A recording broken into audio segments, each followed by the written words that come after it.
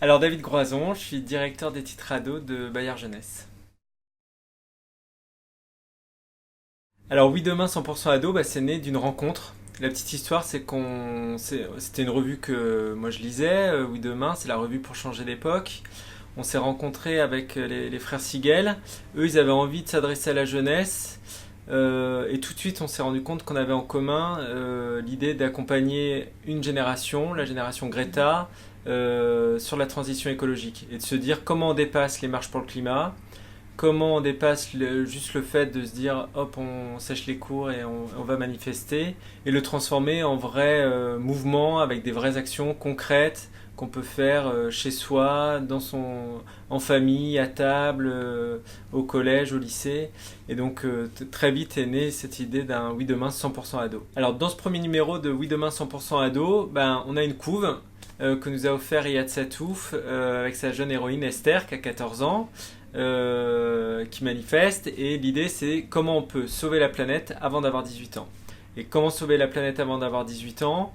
On le fait avec humour, en pointant du doigt le fait que c'est pas toujours facile d'être cohérent, et c'est pour ça qu'on a voulu être associé à Riyad Satouf.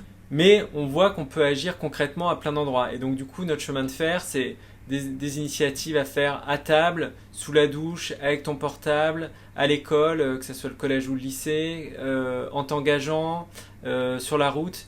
On a voulu prendre vraiment toutes les grandes dimensions de la vie des ados.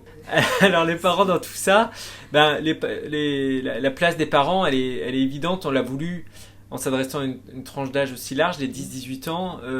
On a voulu que ce soit un bel objet, c'est 100 pages, c'est un dos carré, on a voulu qu'il soit accessible et qu'il puisse comme ça être sur la table basse de tous les salons, et que ça permette de débattre et que ça permette de se dire tiens, ça on le fait, ça on le fait pas, pourquoi. Donc on a voulu nourrir, parce que surtout pas prendre parti, pas dire ce qu'il faut penser, d'imposer des choses, mettre en connivence, avec humour, et en même temps de façon très informée, donner des éléments structurants, à la fois pour se dire quelles sont les grosses parts, les grandes parties de nos vies qui ont une influence sur le climat, et puis avec des actions qui permettent de changer ça.